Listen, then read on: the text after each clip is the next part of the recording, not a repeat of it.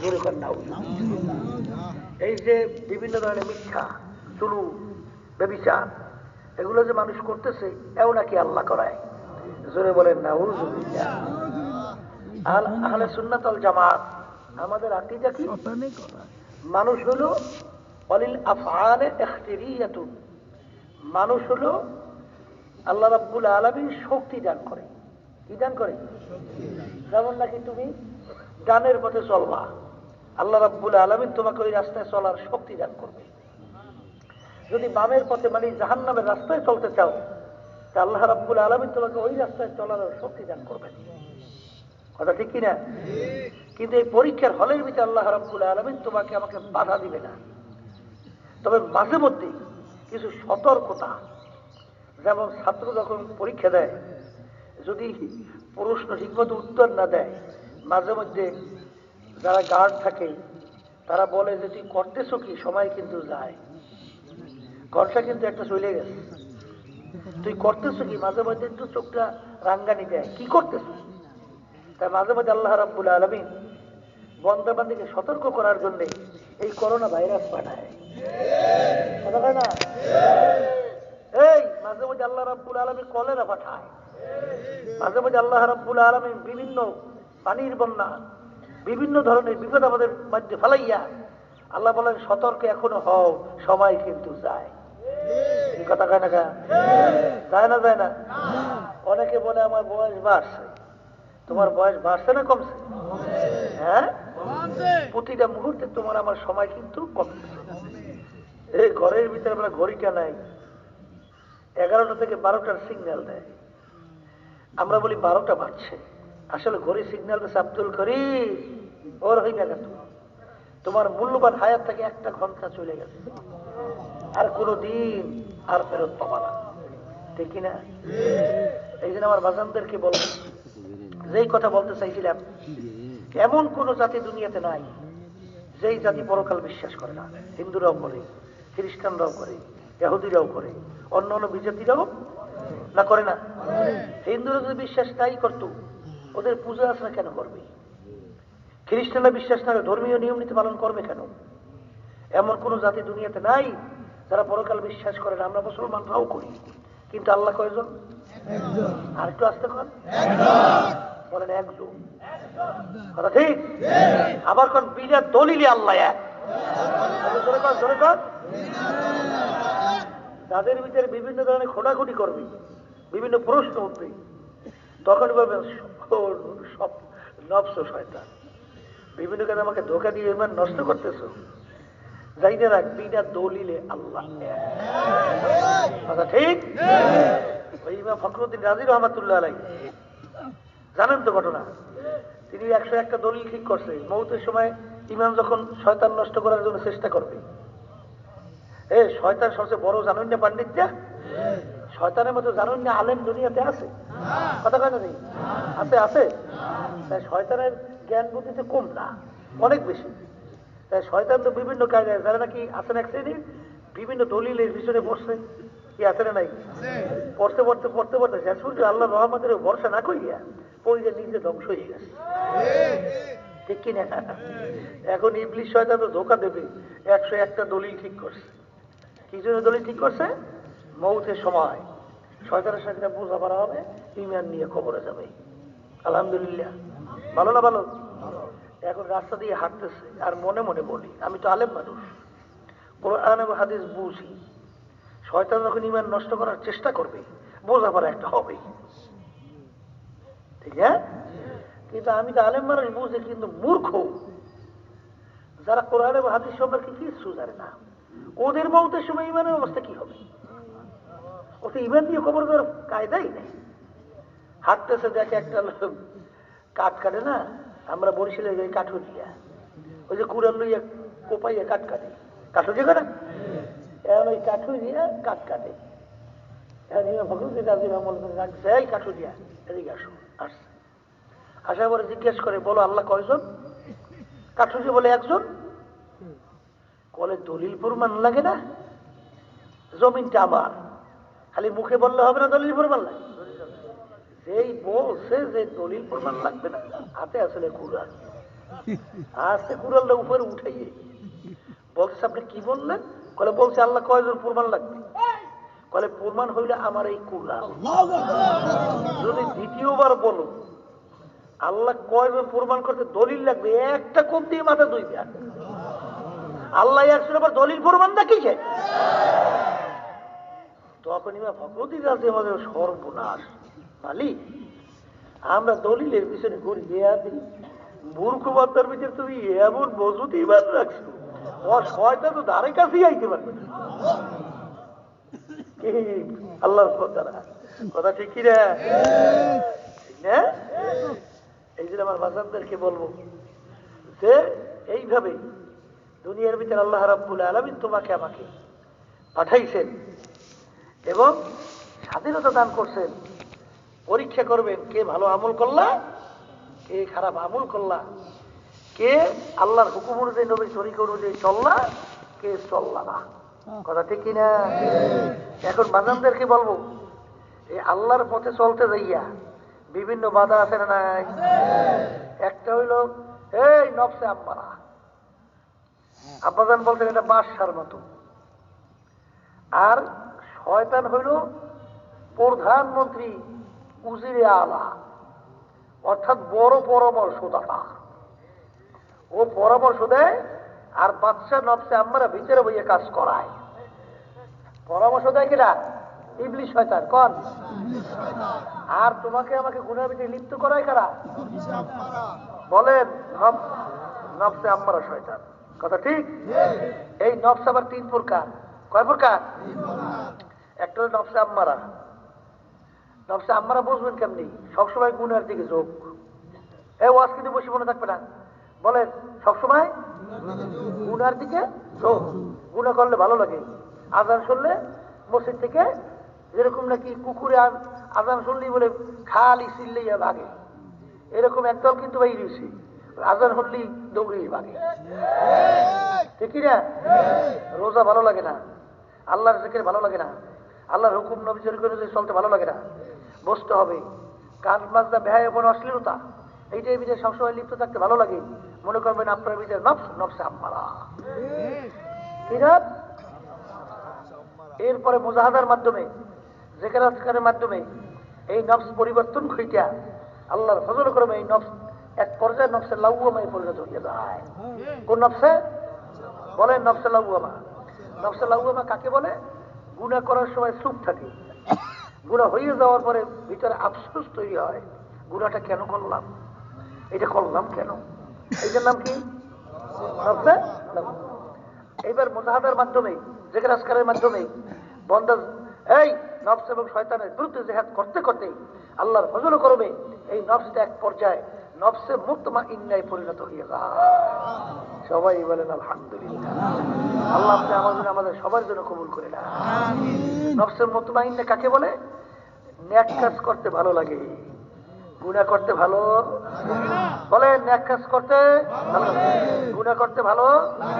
এইটার নাম কি? নফস নফসে। আর কিয়ামতের ময়দানে আল্লাহ রাব্বুল আলামিন ডাক দেবেন, ইয়া আইয়াতুহান নাফসুল মুতমাইন্না ইরজিই ইলা রাব্বিকি রাদিয়াতাম মারদিয়া ফাদখুলি ফি ইবাদি ওয়াদখুলি জান্নাতি। আল্লাহ রাব্বুল আলামিন ডাক দেবে, হে নফসে মুতমাইন্নার দলেরা, আসো আসো, তোমরা আমার বেহেশতের মধ্যে ঢুকে যাও। কিয়ামতের ময়দানে আল্লাহ ডাক দেবেন কাদেরকে? বলেন নফসে মুতমাইন্নার দলদেরকে। এখন আপনি দুনিয়া থাকা অবস্থায় পরীক্ষা করে রাখেন আপনার নফসটা কোন নফস। বাজান কথা বুঝছেন? এখন নফসটা কোন নফস? নফসে আম্মারা না লাউয়ামা না মুতমাইন্না? আপনি যখন দেখবেন যে আমার তো গুনার কাজে ভালো লাগে না, একটু ভালো লাগে না, তখন আপনি মনে করছেন যে আমার বিচারে নফসে আম্মারা এই অবস্থায় যদি কবরে যাই জাহান্নাম ছাড়া উপায় নাই। কথা কান? আল্লাহ যখন ডাক দেবেন আপনার নফস যদি নফসে মুতমাইন্না নাও পৌঁছে, তখন আল্লাহ ডাকে কি সাড়া দেওয়া যাবে? কথা বলেন না, পারবে? অবতাজুল ইয়াউমা আইয়ুহাল মুজরিমুন, কিয়ামতের ময়দানে আল্লাহ রাব্বুল আলামিন ডাক দিয়া বলবেন, হে নাফরমানের দলেরা, হে নেমুখ হারামের দলেরা, আজকে তোরা আমার বান্দা বান্দীদের থেকে পৃথক হইয়া যা। আল্লাহ রাব্বুল আলামিন সিফাত গুণ ঘোষণা করেছেন আর রহমানির রহমানির রহমান এবং রহিম। রহমান আম, দুনিয়াতে আখিরাতে সর্বত্র। আজকে দুনিয়ার ভিতরে আল্লাহ আমার মালিকের সমস্ত নেয়ামত ভোগ কইরা, এখানে আর আল্লাহ শত্রুরা তো এই জমিনে আছে। কথা কথা নাই না? নাই? আবার আল্লাহর খাস বান্দারাও তো আছে না? নাই? এখানে আল্লাহর শত্রুরা তার জমিনে বিচারণ করে, আল্লাহর বন্ধুরাও জমিনে বিচারণ করে। বরঞ্চ দেখা যায় অনেক সময় শত্রুরা আল্লাহর বন্ধুদের উপর আক্রমণ করতে চায়, গালাগালি করে। আল্লাহ রাব্বুল আলামিন কি জমিন থেকে ওদেরকে ভাগাইয়ে দেয়? কারণ সে আমভাবে ঘোষণা করছে রহমান। কিয়ামতের ময়দানে আল্লাহ রাব্বুল আলামিন সিফাত ধারণ করবে রহিম। কি সিফাত ধারণ করবে? রহিম সিফাতের ভিতরে আর কোন আম শব্দ নাই। তখনই বলবো আমতাজুল ইয়াউমা আইয়ুহাল মুজরিমুন, হে নেমুখ হারামের দলেরা, নাফরমানের দলেরা, দুনিয়ার ভিতরে আমার বান্দা বান্দীদের সঙ্গে একত্রে তোরা চলছ, একত্রে আমার নেয়ামত ভোগ করছো। আজকের দিন আর হবে না, আজকে তোরা আমার বান্দা বান্দীদের থেকে পৃথক হইয়া যা। এই দিন আমার বাজানদেরকে বলবো, এই পৃথক যখন করবে তখন আপনি মুমিনদের কাতারে পড়তে পারবেন কিনা? এই এই ঠিকানা ঠিকঠাক করে এই দুনিয়া থেকে বিদায় নিয়ে খবরে যাওয়া লাগবে। এই ধরে বলেন কথা ঠিক কিনা? আচ্ছা, বর্তমানে বাংলাদেশে অন্য অন্য দেশের কথা তো আর আসি, এক শ্রেণী বর্তমানে আছে, তারা আল্লাহর জিকির তো করেই না, বরং আল্লাহর জিকির করলে ওইটা বন্ধ করার বিভিন্ন ধরনের কৌশল করে। আফসুস, আফসোসের কোনো শেষ আছে? কত জিকির শব্দ এত স্মরণ করা, জিকির শব্দের অর্থ কি? আচ্ছা, বান্দা বান্দীকে আল্লাহ স্মরণ করবে না শয়তানের স্মরণ করবে? একটু মুখ খুললে বলে, কার স্মরণ করবে? তাই বান্দা বান্দী একটু আল্লাহর স্মরণ করে। এই যখন নাকি সমাজ জমিনের ভিতরে হাঁটে, তখন বান্দা বান্দী জিকির করে, লা ইলাহা ইল্লাল্লাহ, লা ইলাহা ইল্লাল্লাহ, লা ইলাহা ইল্লাল্লাহ,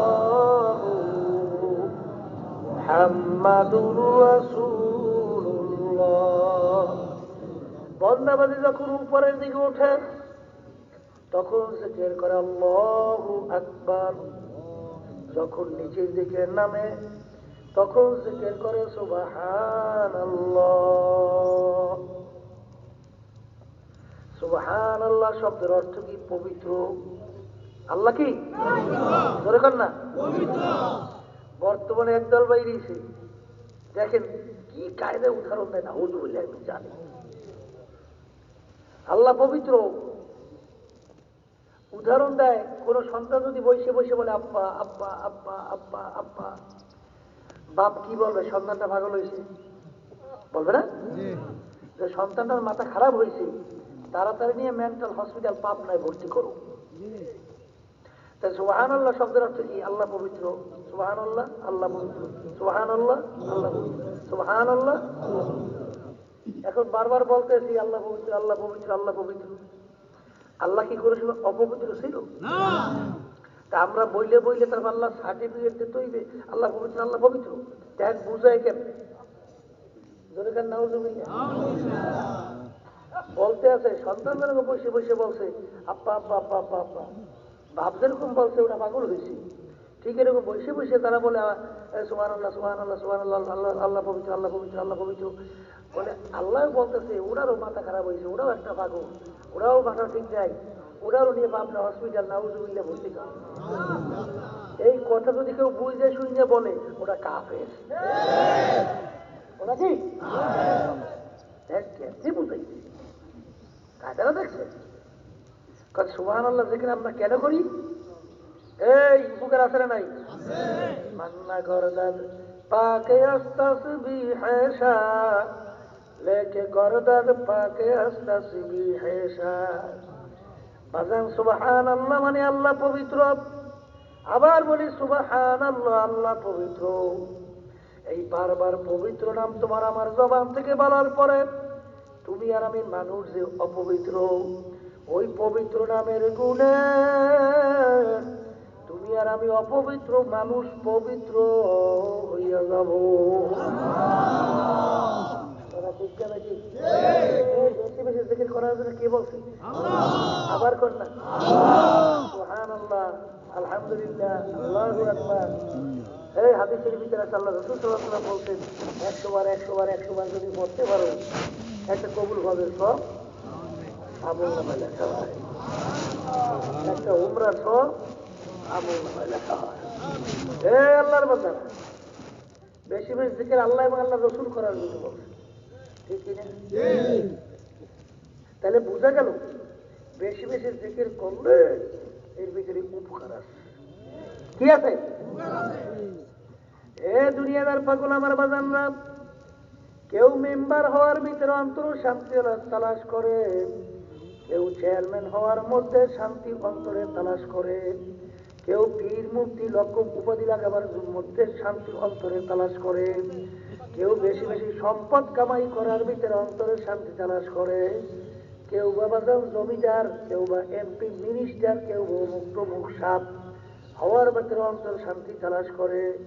আমার মালিক ডাক দিয়া বলেন, ও আব্দুল করিম, অন্য কোন জিনিসের ভিতরে তোমার অন্তরের শান্তি নাই, একমাত্র আমার তোমার অন্তরের শান্তি আমার জিকিরের মধ্যে। সবাই জোরে বলেন সুবহানাল্লাহ। আলা বিযিকরিল্লাহি তাতমাইন্নুল কুলুব। কে বলছে? কিয়ামতের ময়দানে আল্লাহ রাব্বুল আলামিন ডাক দেবেন, আইনা উলুল আলবাব, হে জ্ঞানীরা তোমরা কোথায় আসো? কাদেরকে ডাকবে? এই আল্লাহর বান্দারা মুখে খোলেন, বলেন, মুখে বলেন, কাদেরকে ডাকবেন? জ্ঞানী কারা? যারা পীর, মুফতি, মুহাদ্দিস, MA, doctor, chairman, SP minister না, জ্ঞানী কারা? আল্লাহ রাব্বুল আলামিন কোরআন কারীমের ভিতরে বলতেছেন, আল্লাহু ইয়া আইয়ুহান আল্লাযীনা ইয়াযকুরুনা আল্লাহা কিয়ামান ওয়া কুউদান ওয়া আলা জুনুবিহিম ওয়া ইয়াতাফাক্কারুনা ফী খালকিস সামাওয়াতি ওয়াল আরদ রব্বানা মা খালাকতা হাযা বাতিলা সুবহানাকা ফাকিনা আযাবান্নার। জ্ঞানী কারা? আল্লাহ রাব্বুল আলামিন তাদের পরিচয় দেয় যারা বসা অবস্থায়, দাঁড়ানো অবস্থায়, শোয়া অবস্থায়, এই তিন অবস্থায় যারা আমার মাওলার জিকির করে, আমার মালিক বলছেন তারাই হইল জ্ঞানী। সবাই ধরে বলেন সুবহানাল্লাহ। বাজার এই জ্ঞানীরা সকাল সন্ধ্যায় বৈশাখ বাজার শোয়া অবস্থায় মাওলার জিকির করার পরে বাজার এরা কিন্তু খনি আবিষ্কার করে না, এরা কিন্তু টাকার আবিষ্কার করে না, সম্পদের আবিষ্কার করে না, এরা আল্লাহর মাখলুক, আল্লাহর কুদরতের দিকে তাকাইয়া, একটা গাছের দিকে তাকাইয়া আমার মাওলার পরিচয় পাইয়া বলে, বলবে তার আখতা সবজে তোর নজরে হুশিয়ার হারওয়ারাতে দপ্তুরি মারে পাতে মালিক, আমি একটা গাছের পাতার দিকে তাকাই, আমি তো গাছ দেখি না, আমি দেখি তোমাকে। আমি একটা পাতার দিকে তাকাই, আমি গাছের পাতা দেখি না, আমি দেখি তোমাকে। সূর্যের দিকে তাকাই, দেখি তোমাকে। চন্দ্রের দিকে তাকাই, দেখি তোমাকে। আমি পানির দিকে তাকাই দেখি তোমাকে, আমি মাছের দিকে তাকাই দেখি তোমাকে, আমি আর দেখতা তু হি তু হ্যাঁ, তু হি তু হ্যাঁ, তু হি তু। আইনামা তু আল্লু ফাযাম্মা ওয়াজহুল্লাহ। আমার মালিক ডাক দিয়ে বলে, বান্দা বান্দিরা, তুই তোর চেহারা যেদিকে ঘুরাবি সেদিকে দেখবি আমি মাওলার কুদরতি চেহারা তোর সামনে। এগুলা কিন্তু মুরাকাবা করতে করতে করতে করতে এক পর্যায়ে অবস্থা তৈরি হয়ে যায়। আল্লাহ আল্লাহ আপনি আমাদের জন্য কবুল করে নেন। আরে তখন বান্দাবান্দি বলে, মালিক আমি যেদিকে তাকে দেখলাম দেখি কোনো জিনিসই তুমি বেহুদা সৃষ্টি করো নাই। মালিক এখন তুমি দয়া মায়া করে আমাকে জাহান্নামের আগুন থেকে মাফ দাও, আমাকে আযাব থেকে মাফ করো। এ দুনিয়াদার পাগল আমার বাবারা, এই আল্লাহর বান্দা বান্দিরা আমার মাওলার মাকুদার সম্পর্কে মুরাকাবা করতে করতে করতে করতে এক পর্যায়ে যখন আমার মাওলার পরিচয় আসতে থাকে, আল্লাহ ওই বান্দা বান্দি যখন গোপনে যখন তার সামনে গুনাহ আসে, তখন তার খেয়াল আসে কেউ আমাকে দেখে না, কিন্তু একজন আমার দিকে তাকাইয়া আছে, আমার মাওলা আমার দিকে চাইয়া আছে। তখন নাকি এই খেয়াল বান্দা বান্দির ভিতরে রইবা লাগে, ওই বান্দা বান্দি হুঁশ থাকতে জীবন থাকতে গুনার ভিতরে আর লিপ্ত হইতে পারে না। ونهى النفس عن الهوى فإن الجنة هي المأوى।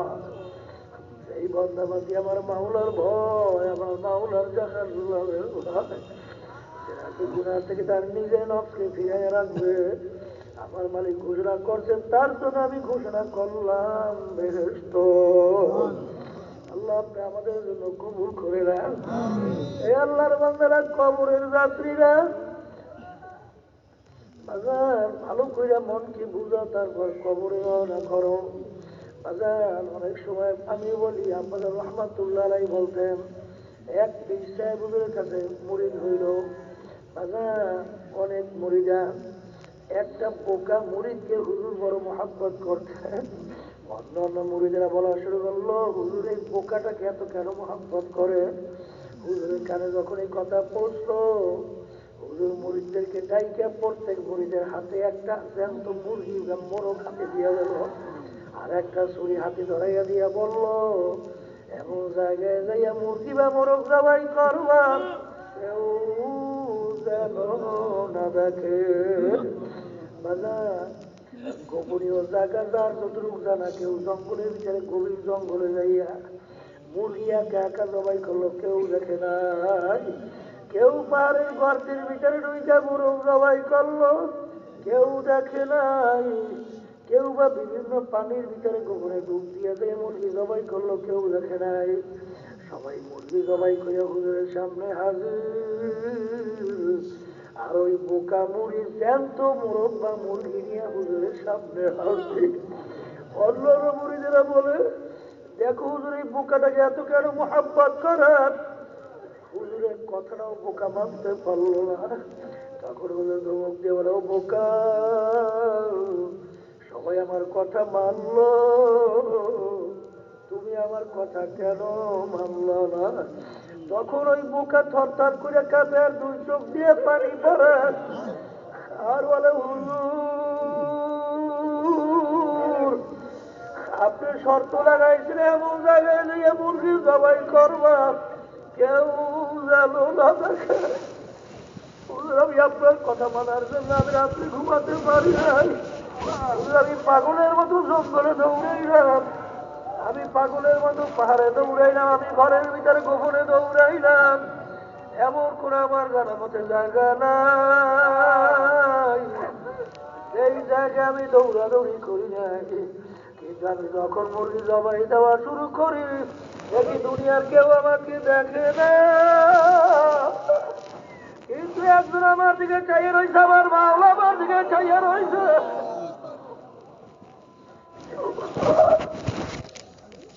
আমি মুরগি জবাই করতে পারি না।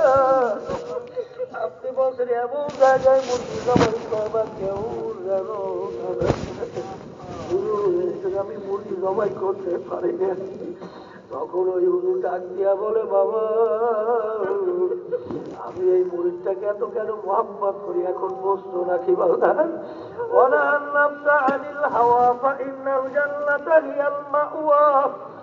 আমার মালিক ওই বান্দা বান্দিকে কিয়ামতের ময়দানে ডাইকে তার মেহমান খারাপ এর ভিতরে জায়গা দিয়া দেবে। এই আল্লাহর বান্দা বান্দি গোপনেও যখন নাকি গুনার কাম সামনে আসে তখন বলে দুনিয়ার কেউ দেখেন আমার মাওলা তো আমার দিকে চাইয়া আছে। ওই বান্দা বান্দি হুঁশ থাকতে জীবন থাকতে গুনার ভিতরে লিপ্ত হয় না। এই অবস্থা ভিতরে তৈরি করতে হইলে বেশি বেশি আমার মাওলার জিকির করা লাগবে। যখন বান্দা বান্দি জিকির করে আল্লাহ তখন খেয়াল করে আমার মাওলা আমার দিকে চাইয়া আছে। আমি আমার মাওলাকে ডাকি, আমার মাওলা আমার ডাকি জবাব দেয়। এক আল্লাহর ওলি বলছিলেন মানি আমি যখন তোমাকে ডাকতে আমার চিন্তাটা মিষ্টিতে ভইরা যায়। এক আল্লাহর ওলি বলে মানি আমি যখন আমার থেকে উল্লেখ করি আরে সঙ্গে সঙ্গে আমার মালিক আমার কাছে উত্তর দেয়। আমার বাজানদেরকে বলবো নামাজ তো পড়লাম, ইবাদত তো করলাম, কি ইবাদত করলাম, কি নামাজ পড়লাম। বাজান আলী রাদিয়াল্লাহু তাআলা আনহু রাতে তাহাজ্জুদে নামাজদার হয়ে আছে। আল্লাহ রাসূল সাল্লাল্লাহু আলাইহি ওয়াসাল্লাম নামাজ পড়ার জন্য দাঁড়িয়ে রইলেন। আলী রাদিয়াল্লাহু তাআলা নামাজের ভিতরে দাঁড়িয়ে আছেন। পিছনে পিছনে নিয়ে আলী ইমাম বানাইয়া দাঁড় হয়ে আছে। আমার পর সময় আলী রাদিয়াল্লাহু তাআলা রুকুতেও যায় না, সিজদায়ও যায় না। সময়ের পরে বহু সময় পরে ডান বাম সালাম ফিরে এলো। পিছনে তাই সরদার দু জাহান পিছনে বসা আলী রাদিয়াল্লাহু তাআলা আনহু আল্লাহর হাবিবকে দেখে শরীরের ভিতরে কম্পন শুরু হয়ে গেল। আল্লাহর হাবিব ধমক দিয়ে বলে আলী রে এরকম নামাজ তোমাকে কে শিক্ষা দেন? ও আলী নামাজের ভিতরে দাঁড় হইয়া তো আসো, রুকুতেও যাও না, সিজদায়ও যাও না, এরকম নামাজ তোমাকে কে শিক্ষা দিল রে আলী? আলী রাদিয়াল্লাহু তাআলা আনহু ভয়তে অস্থির। এর ভিতরে জিবরাইল আলাইহিস সালাম এসে উপস্থিত হয়ে গেল।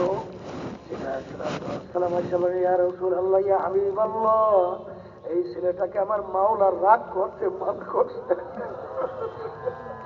এই ছেলেটাকে আমার মাওলা ধমক দিতে মানা করছে। এই আলীর কোনো দোষ নাই, আমার মাওলা নিজে নামাজের ভিতরে আলীকে ধইরা রাখে। আলীর কোনো দোষ নাই, আমার মালিক ছেলেটাকে রাগ করতে মানা করছে। এই আমার বাজানদেরকে বলবো, পর্দা আলে মাহমুদদেরকে বলবো,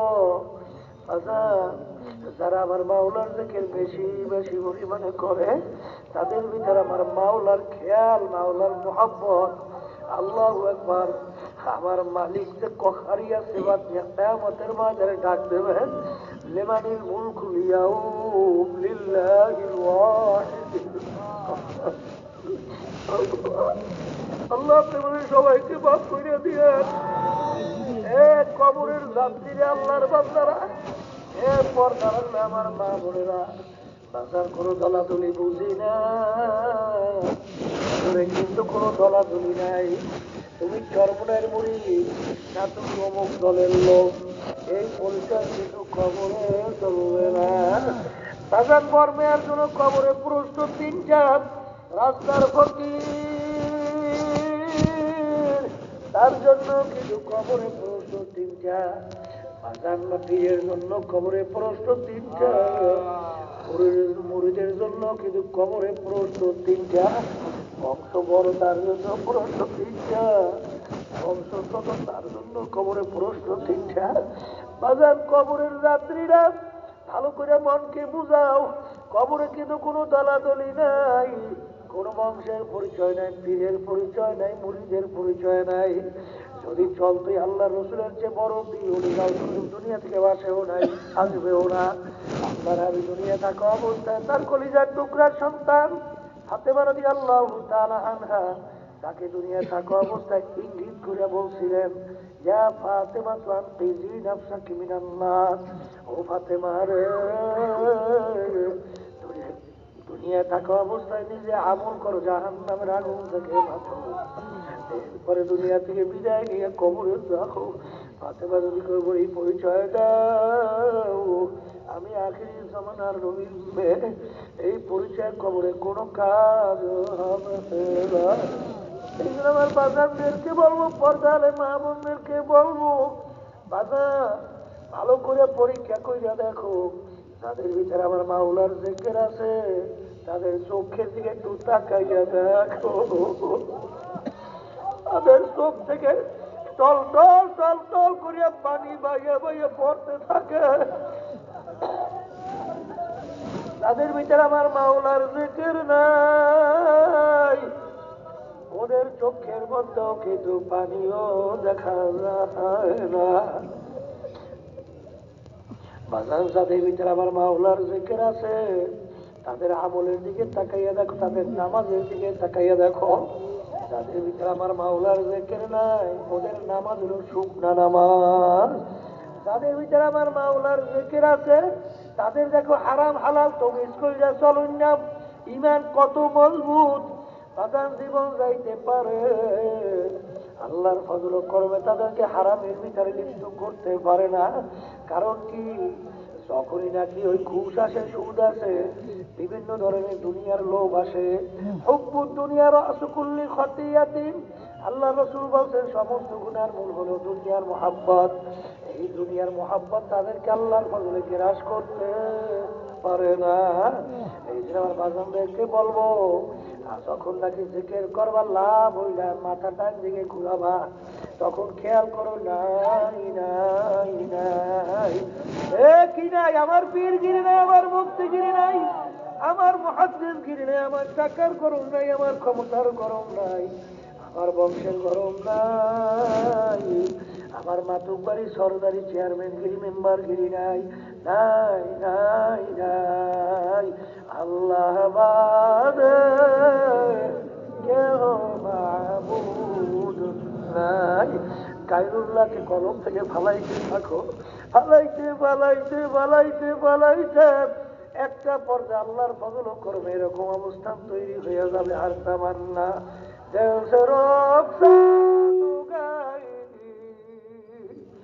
আত্ম আগা আত্ম খেলোয়াড় আগাই।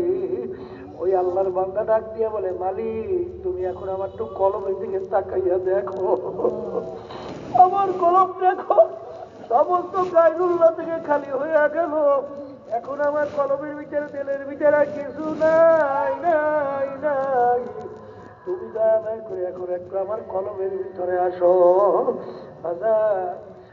इब्तिदा इसका है होता है क्या, आगे आगे चल के देखो होता है क्या। বাজার এই রাস্তার প্রতীক ছাড়া কোনোদিন বোঝানো যাবে না।